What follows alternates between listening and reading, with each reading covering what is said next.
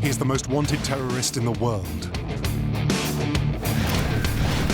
After almost a decade, US intelligence has finally tracked Osama bin Laden down to a compound in Pakistan. SEAL Team 6, a US elite special forces unit, is tasked with a now historic capture or kill mission. They had been waiting for this call for years. This is the inside account of one of the most famous Black Op missions of all times. It gets more excitement in the air, and everybody starts getting a lot more serious. For the helos, we're definitely going now. We're going in. It's going in at night. How SEAL Team 6 planned this high-risk raid, and how it almost failed. Now on Black Ops, taking down bin Laden.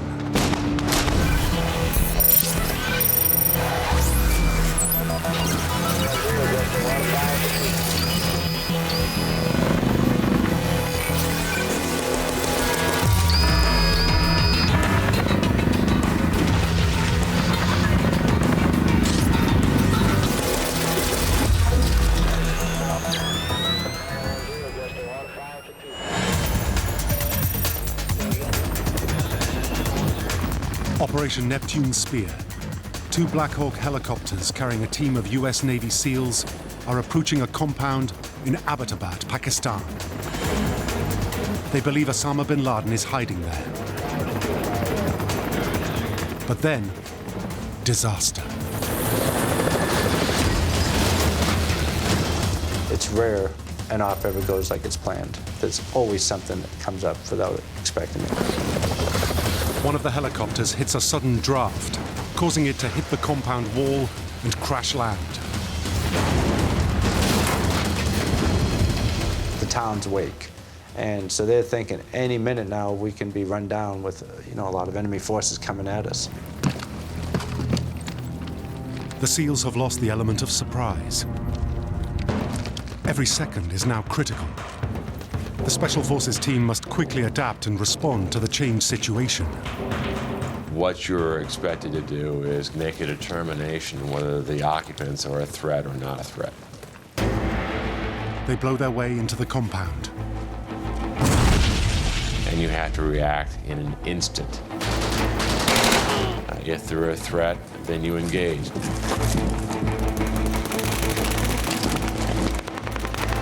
This elite unit has trained for every scenario.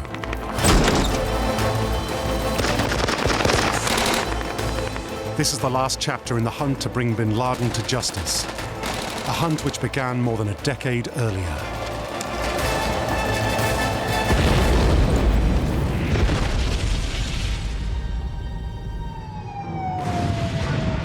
On 9/11/2001, the US endures the worst attacks on its soil in modern history.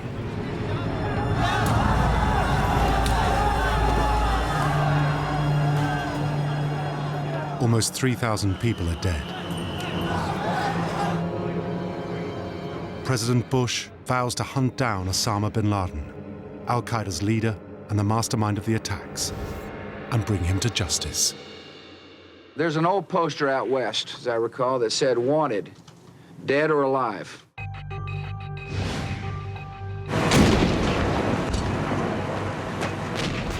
In December 2001, US forces chased bin Laden to the caves of Tora Bora in Afghanistan, but he manages to slip away.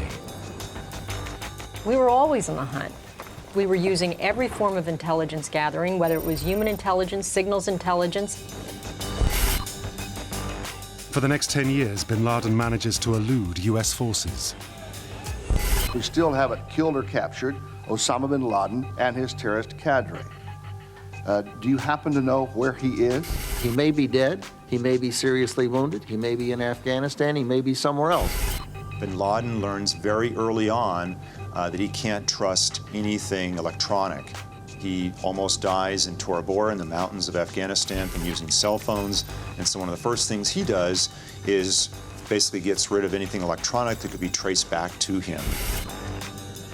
Minimizing the use of communication technology allows Al-Qaeda's leader and his close deputies to operate under the radar. We saw his name crop up so little because Very little communication. I think very few people in the organization knew where he was. Bin Laden seems to have disappeared off the face of the earth. The only clues come from videotapes he releases, taunting the US. You were looking at things as simple as the foliage and the light and the terrain to try and figure out where it may have been taped. We looked at his health. Did he use particular words? Was it possible that what looked like just a sort of message to followers might have had some embedded message? Bin Laden has found a way to still control the organization. He basically becomes reliant on a series of individuals, couriers in particular, who bring him information, be it the latest battle reports. They then in turn take his directives back out to his lieutenants in this way. Over the decade, the US does make some progress. Senior al-Qaeda figures are captured and interrogated. The importance of getting the big players in the organization, the archetypal plotters in the al-Qaeda organization, was partly trying to learn locational information. Where is the man? So the first question you might ask him might be things like, where's bin Laden? Despite these successes, public enemy number one remains at large. By the time President Obama takes office in 2009, most people believe he'll never be caught. There are fewer and fewer sightings of him. Bin Laden is making fewer videos, although still some. And when he does make a video, there's a spike in interest, of course, within the government. But at the CIA, some analysts are still looking for new clues. The bits and pieces are things like talking to detainees. How does the network operate? Watching them move. Case officers suggest studying the structure of al-Qaeda's network. Who does bin Laden use to pass messages, allowing him to remain undetected? The analysts believe the answer to this question will lead them back to bin Laden. Somebody says something here, somebody says something there. Over the course of years, you accumulate those grains and slowly a picture comes into focus. After years of frustration, the analysts believe they've got something. When we started looking at terrorist organizations, and if you look at them historically, they're not Western hierarchies. When you sit at the threat table, for example, you're talking about a facilitator here, a fundraiser there. The organization itself, as you go up to the top, they don't always talk to each other. It's very diffuse. It's more like fabric than a hierarchy. They knew there was probably a courier out there. And it was from some of these initial interrogations at Guantanamo Bay and other prisons that they learned of one courier in particular. Al-Qaeda's detainees reveal the courier bin Laden trusts is someone who's known as al-Kuwaiti, the man from Kuwait. Digging deeper, they find his real name, Saeed Ahmed. If they find him, they may be able to find his boss. Through intercepts of his cell phones as he traveled throughout the Gulf and Pakistan, they figured out that he seemed to still be in touch with the highest ranks of al-Qaeda, and they started tracking him on the ground in Pakistan. As they track him, CIA operatives notice a highly suspicious pattern to al-Kuwaiti's behavior. They found this very strange thing he would do was to turn off his cell phone and then drop off the map for a while. Things that made the Americans think, this is the kind of extraordinary measure that the most hunted terrorist in the world might take. Let's follow this guy. The breakthrough comes when the agents manage to follow the courier's car.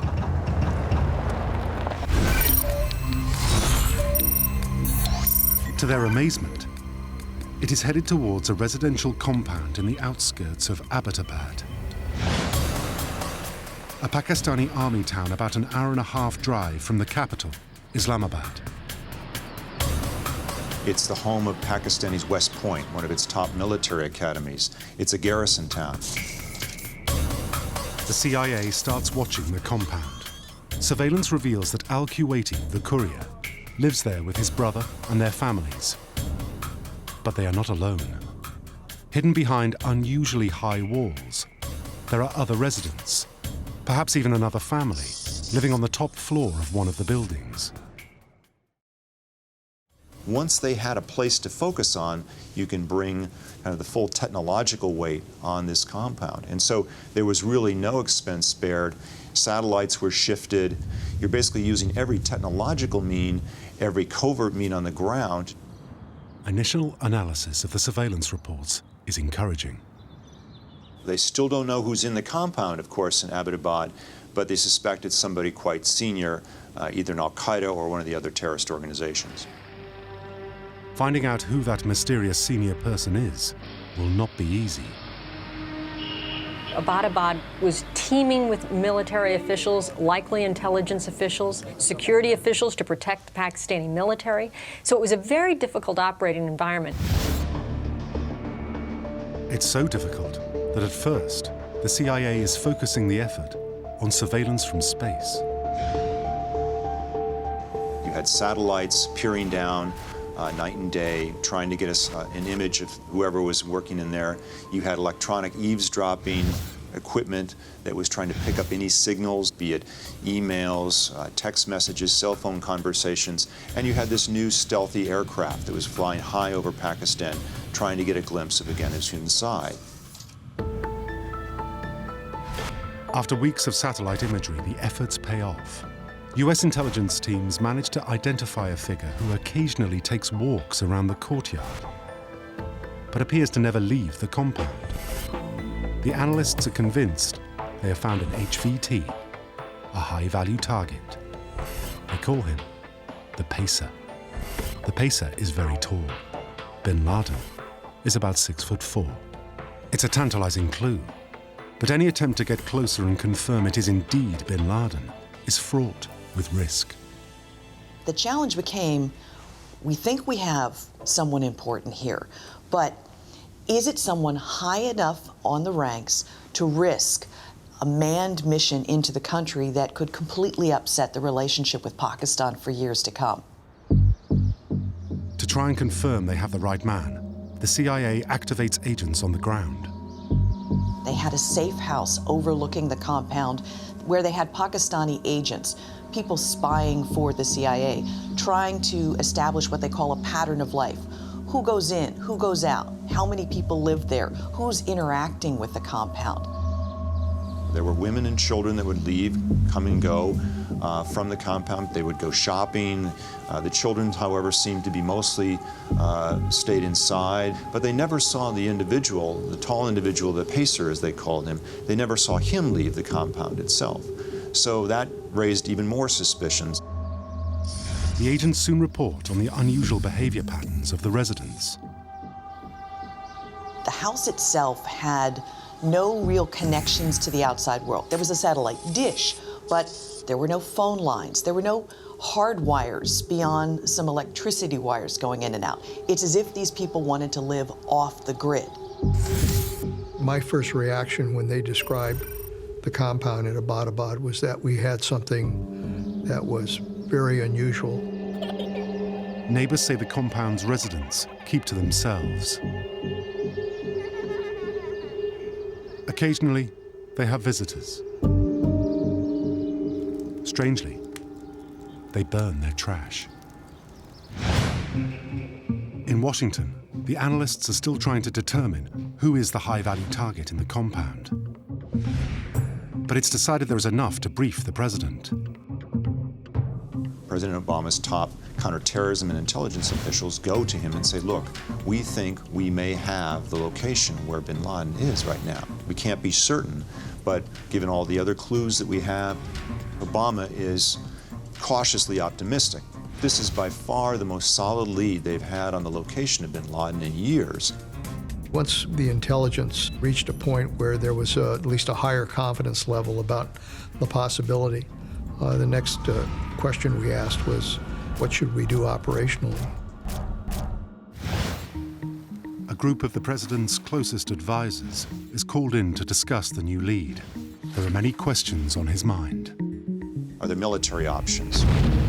What are the diplomatic options? What are the political options here that I'm dealing with?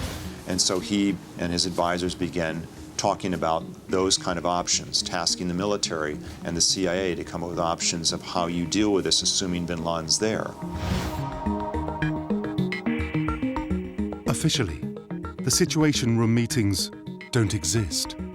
The top secret is shared only with a handful of people in the White House.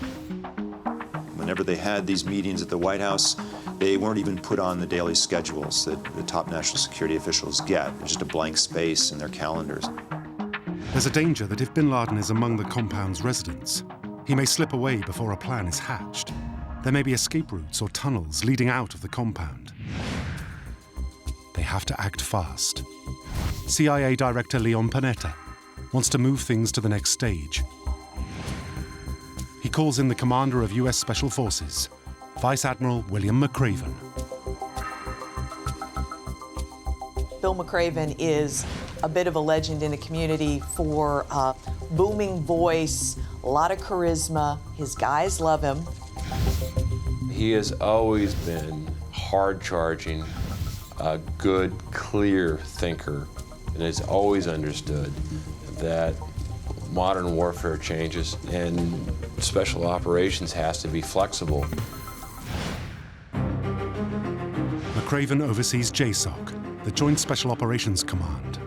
He wrote the book on Black Ops. He needs to come up with a plan. The machinery of intelligence and special operations has grown in the past decade plus. The world of counterterrorism operations, in fact, the world of joint operations generally, whether it's pirates or counterterrorism or cartels, is incredibly evolved. I think it's night and day from what we would have had back on 9/11. In the next weeks, his team will have to figure out if there is enough intelligence to go after the target. If so, what kind of an operation is feasible, and which is the best unit to carry it out? McRaven is looking at what operatives on the ground found through surveillance, satellite imagery, and the analysis of communication intercepts. After reviewing the intelligence, McRaven is ready to present 3 options to the president and his team.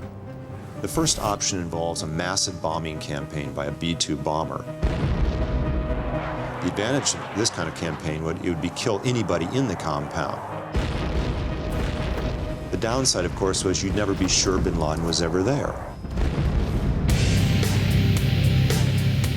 Another option is a more surgical drone strike. They have proved effective against Al-Qaeda before. A couple of the senior advisors to the president were all for dropping a small munition, a missile, onto the compound. But others were arguing that there were a lot of civilians in the compound, women, children, that would produce many casualties. And a drone strike would still not guarantee knowing if they had actually killed bin Laden or not.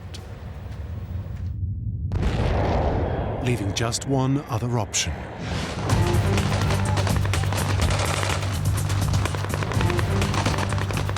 To ensure that you get the man that you're going after, you send in a commando team. This has the advantage, of course, that you can have eyes on your target, you can be guaranteed that he's killed or captured.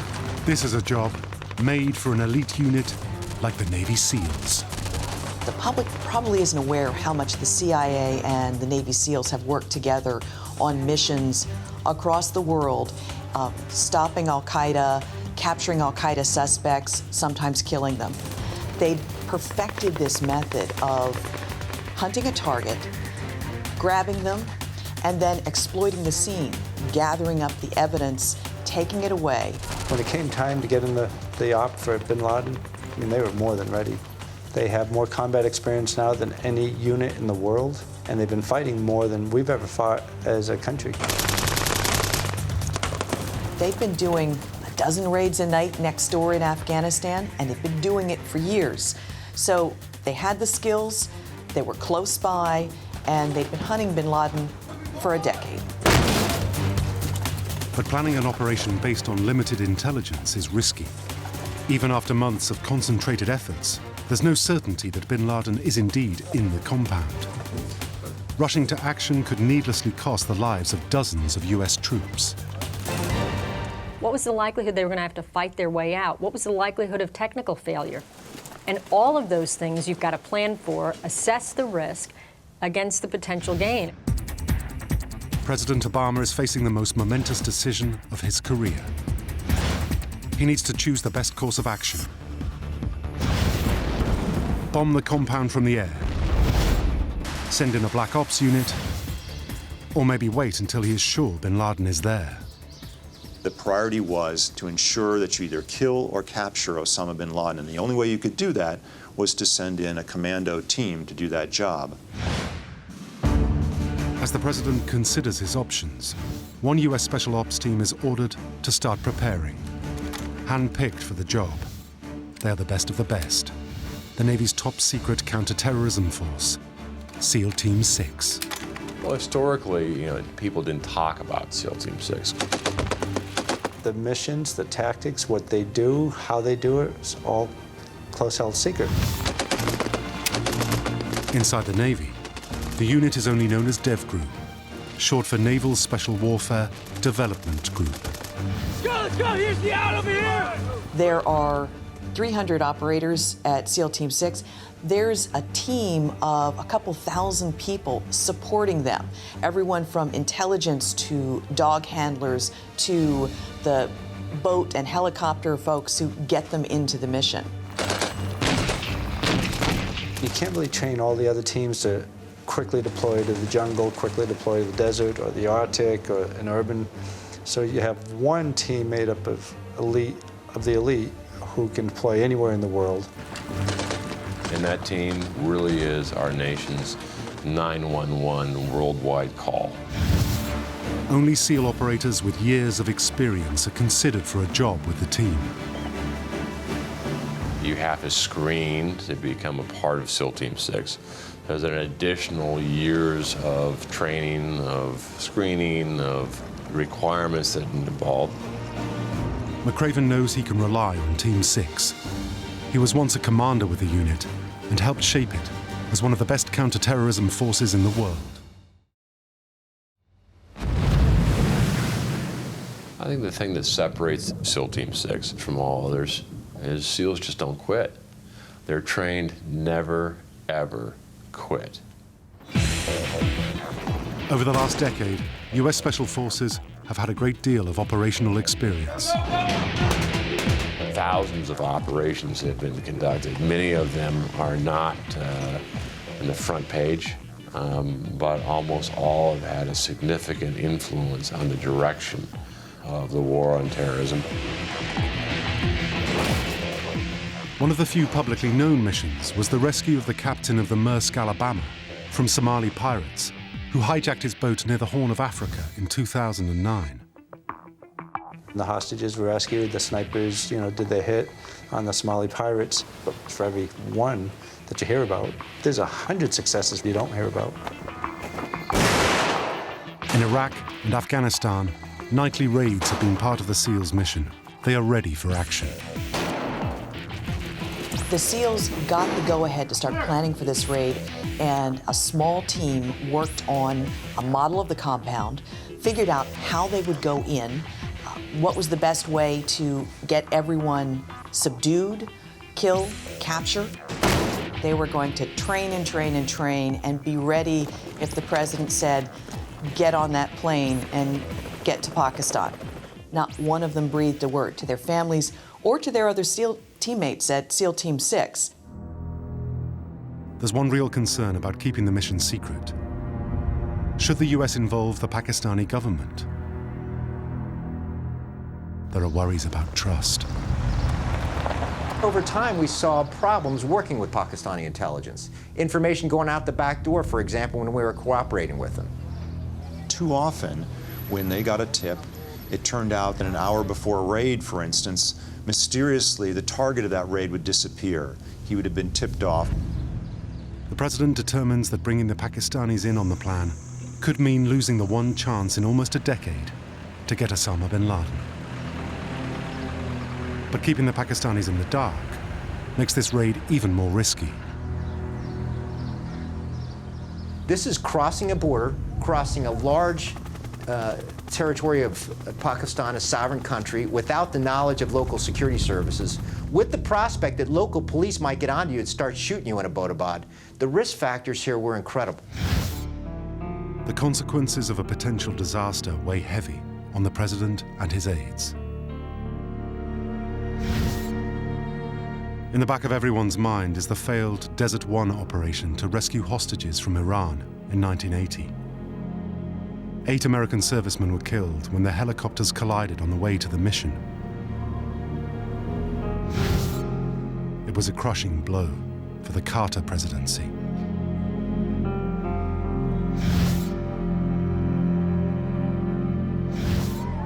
And some of those in the room with Obama are still haunted by what came to be known as Black Hawk Down, a special forces operation codenamed Gothic Serpent into Somalia in 1993.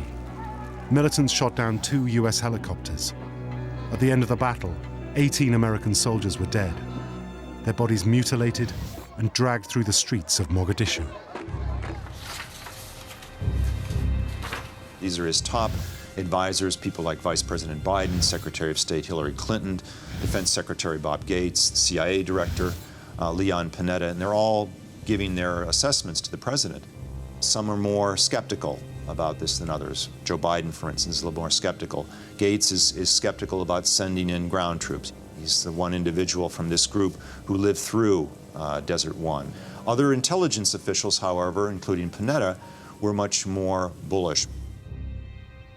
Secretary of State Clinton, she was convinced that this was the right call to make, even though she lined up all of her doubts before saying, you know, we could be very wrong.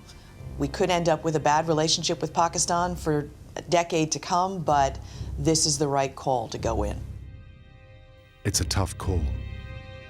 Whenever you're advising the president about a particular operation, it's how certain do you feel that your target's there and that you will have a good opportunity to successfully execute that mission versus what are the likely consequences or potential points of failure. To stack the odds in his favor, Obama orders additional backup. The president said, I want to be able to protect these guys and get them out. Within the White House itself, the top national security aides, the president, and others were actually devising something they called the playbook. It was a 3-ring binder about 2 inches thick, and it was all the various contingencies of what could go right, what could go wrong, things in the middle. What would happen, for instance, if this Navy SEAL team, when it got in on the ground, was engaged by Pakistani soldiers or police? What would you do then? The president wants another SEAL team ready nearby as a quick reaction force. One thing that he personally wanted to see was the option to fight their way out if they had to. They didn't want to be pinned down. And so the military went back and devised some backup plans that had additional transport helicopters ready in the chance that there might be a problem. Even now, the president still hasn't decided whether to green-light the operation. But members of SEAL Team 6 are sent to prepare in North Carolina and in the Nevada desert. An exact replica of the compound is built, especially for them to train for every potential scenario. You could have landmines, or the whole building could be a trap, and the moment you get in the compound, 4,000 pounds of explosives gets detonated. That's enough to kill the entire force. They know that they have a bunch of contingencies that they have to prepare for, and that plans don't always go according to plan. We have a saying, plan you dive, then dive you plan. From the intelligence gathered, the SEALs learn that behind the high walls securing the compound are at least 2 buildings.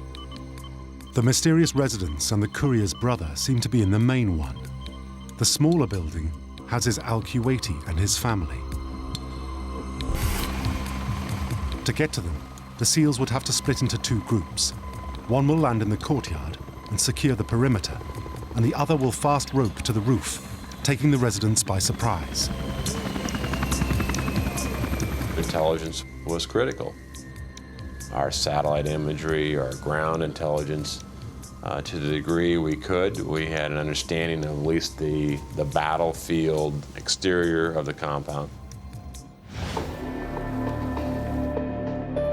As the SEALs prepare, the president calls in more experts. He wants fresh eyes on the intelligence, what the pros call a red team exercise. Senior analysts are given everything that's been gathered on the case.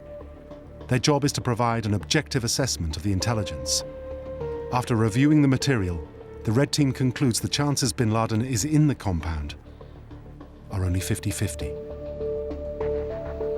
To get the 50-50 in itself, I thought was significant. That might seem like low odds for Vegas. For me as an intelligence professional, that's pretty good odds. In the last secret White House meeting, the room is still divided on the best plan of action. As they went around the table, each one of the participants basically is prefacing his or her remarks by saying, you know, Mr. President, we know this is probably the most difficult decision you're going to make. And of course, it got to be a joke as they went around because they each echo each other as if to kind of shield them from the ultimate responsibility of having to make this decision, knowing, of course, the commander-in-chief will be the one who decides whether to go or not.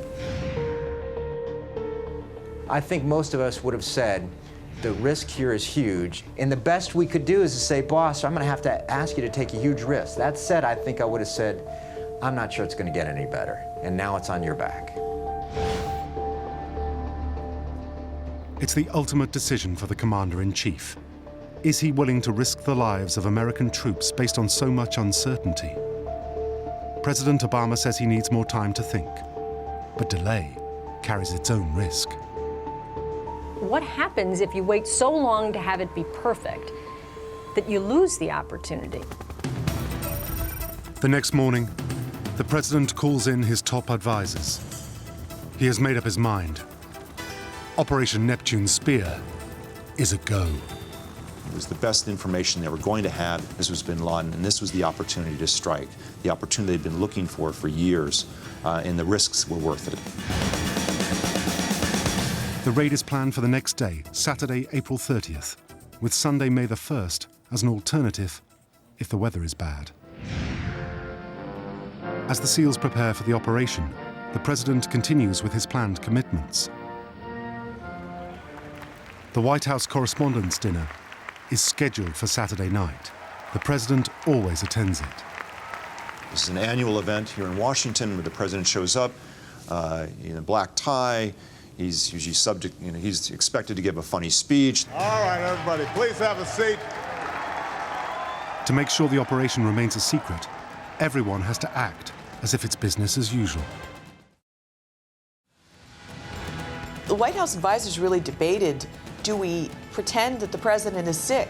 Do we want him making jokes from the podium, which is the point of that particular dinner, just as the raiders are hitting the compound? What if the helicopters go down? What if you have another Black Hawk Down situation where you lose a whole team? At the last minute, forecast for cloudy weather delays the mission by 24 hours.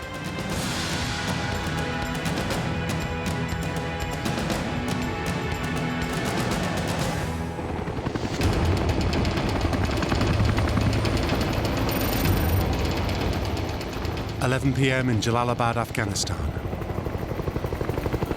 It's a moonless night.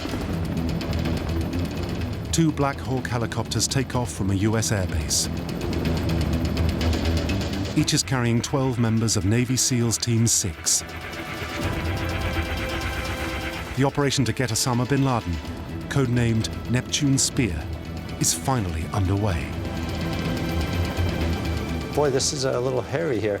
Okay, we are flying into Pakistan. Yeah, this is a go. This is definitely a go. And then it gets more excitement in the air, and everybody starts getting a lot more serious. We're definitely going now. We're going in. It's going in at night.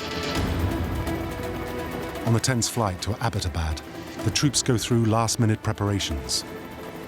And there'll be a very detailed patrol leader's order. It's time you're going in, time you're coming out, what gear you're going to take, who's going to be sitting where in the helos. These SEALs were hand-picked for the mission because of their specialities and experience. It's the operation they've long been waiting for. You're going through the what ifs. You know, what if we get fire upon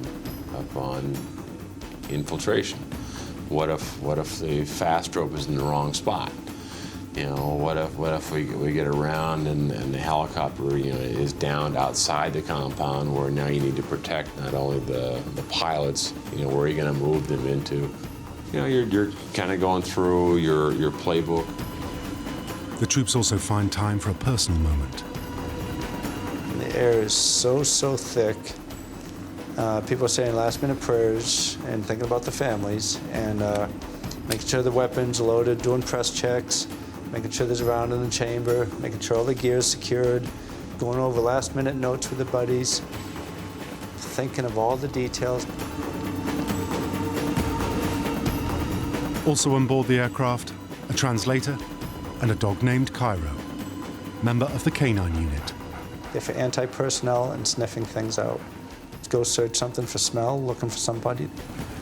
Cairo was a veteran of many raids. He'd actually been wounded in a previous raid and had taken 6 months out to recuperate. The SEALs are flying in new stealth helicopters, specifically designed for this mission. SEALs have the state-of-the-art equipment. And every year and every generation, the helicopters get a little faster, a little lighter, a little harder to detect. The operation pilots are the Night Stalkers, members of the Army's elite 160th Special Aviation Regiment. We're called Night Stalkers for a reason. We tend to like to fly at night to give us the cover of darkness. Flying in the dark is a lot different than flying in the day, and sound acts differently, light obviously acts differently. The whole mission is planned to hit the target from an unexpected direction and at an unexpected time. Journey to the target in Abbottabad takes about 90 minutes. The two stealth helicopters managed to cross the border to Pakistan undetected. You're going to have weather radar, so you can detect, storms or electrical storms that could be on the horizon. You're going to have weapons, and these weapons are generally not found in the conventional Army inventory. So these are specifically designed to get onto an objective. A lot of the aircraft today have long-range fuel probes, so they can do aerial refueling. In the original plan, they were going to fast rope down into the outer courtyard. It would have taken 2 minutes to land these guys, and maybe 10 minutes in all to storm both buildings. Just as he's hovering above the compound, preparing to land, one of the pilots hits serious trouble. The air was hotter than anyone had expected, and the helicopter lost control because the air was thinner, and the helicopter therefore was heavier and started falling a little bit through space, sliding greasily back and forth. Drones flying over the compound stream the unfolding disaster back to Vice Admiral McRaven in Jalalabad, the CIA headquarters in Langley, and to the Situation Room in the White House. They're all jammed in a very small kind of room, listening, watching the feed. All they could see is the helicopter going down and then crashing, and wondering, have we just lost the mission? With one helicopter down and the loss of the surprise element, the SEALs will have to quickly adapt to the situation, or the whole operation could be compromised. It landed upright, just landed a little hard. We call that an uncontrolled landing or a hard impact landing. And in that case, it became mechanically impossible for that aircraft to take off. In the Situation Room, the tensions are running high. Your heart's in your throat. You don't know at any moment if the Pakistanis are going to come rushing in. You don't know if you're going to hear that the whole mission has been lost. The White House advisors are desperate to hear if the SEALs survived the crash. An extremely tense moment until they heard from McRaven, no, the guys are out, the guys are good. and we're prepared for this, we're modifying the plan. When Admiral McRaven indicated a kind of, you know, this is not a problem, these guys are going to do the job, it gave me a sense of confidence. In Abbottabad, the pilot buries the nose of the helicopter in the ground. If failure's not an option, you have to have a way to accomplish the mission. One thing that's critical to the success is imaginative operators on the ground and people that can shift gears. The SEALs immediately activate Plan B. When things go wrong, you're not going to overreact. You have a checklist, and you can get through just about anything. They quickly organize themselves to storm the compound from the ground. The first thing the guys have to do is get a full head count, make sure everybody's there. But the crash has caused noise. The town's awake. And so they're thinking any minute now we can be run down with, you know, a lot of enemy forces coming at us.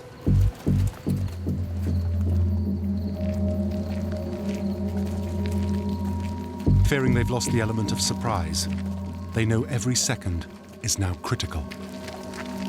And once you're at the door's got to be breached. As soon as the door's breached, people are in, left, right, left, right, left, right, and then you make movement. The SEALs make it to the courtyard. Now they must get to the main building where they think bin Laden may be. There were these knots of children who were trying to avoid getting caught, trying to avoid getting hit, and not knowing what to do or where to run. They still don't know who else is in the compound and how many people are armed.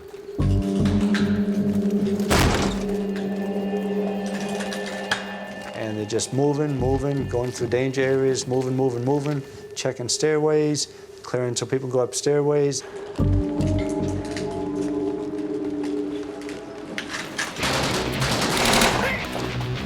When someone opens fire, they engage.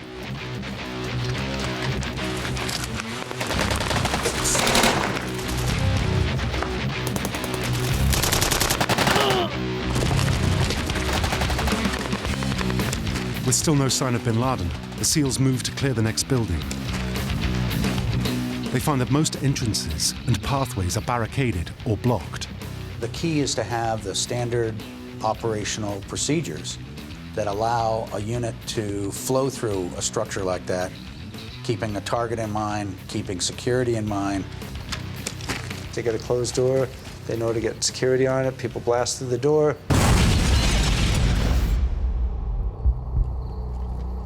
From his headquarters in Langley, CIA Director Leon Panetta is narrating the action for the president.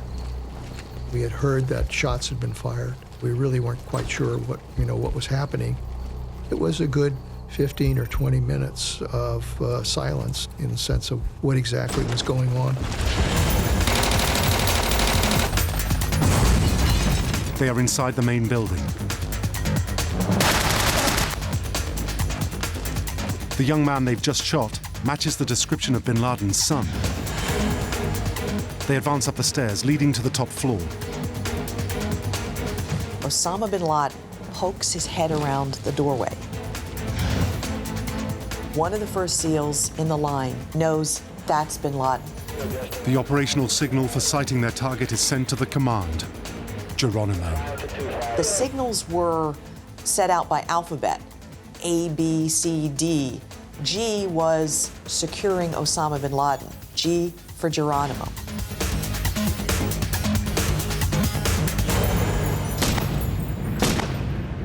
They gun down bin Laden with the signature double tap. One shot to the chest and one to the head. In the Situation Room, it was, we got him, we think, wait, maybe, we hope. Those were very long and tortuous moments, waiting for the word. They move in to confirm they got the right man. A message is sent back, EKIA, enemy killed in action. One of them pushes bin Laden's widows out of the way. He has to assume they may be wearing suicide vests. One of the women is bleeding from gunfire ricochets.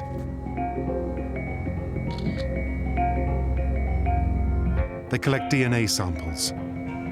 The SEALs started evidence collection, taking photographs of bin Laden's face and sending those back so that two waiting teams in the CIA, who were facial recognition experts, measuring the length of the nose, the length of the jaw.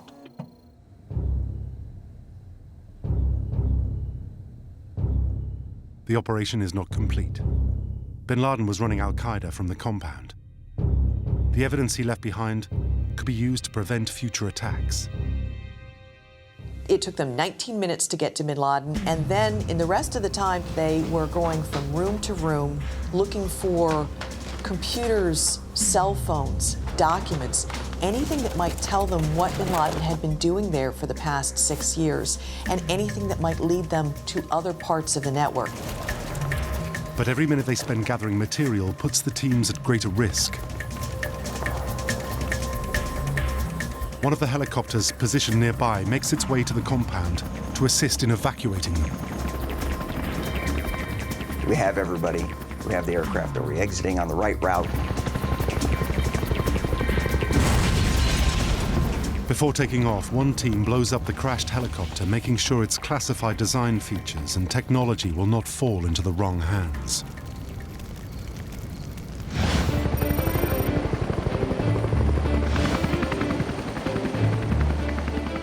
In the early morning hours, the SEAL teams finally make it back to Jalalabad. Before being taken away, Al-Qaeda's leader is identified with almost 100% certainty.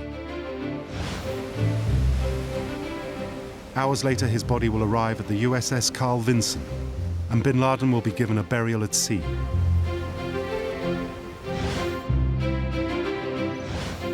The White House team is getting ready to announce the news to the world. America's #1 most wanted terrorist is dead. When the helicopters got back over the border into Afghanistan, and it dawned on the people inside the Situation Room and the top CIA officials that they've done it.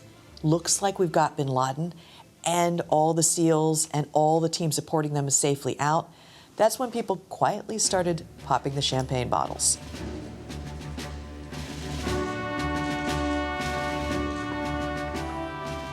Good evening. Tonight, I can report to the American people and to the world that the United States has conducted an operation that killed Osama bin Laden, the leader of Al-Qaeda, and a terrorist who's responsible for the murder of thousands of innocent men, women, and children.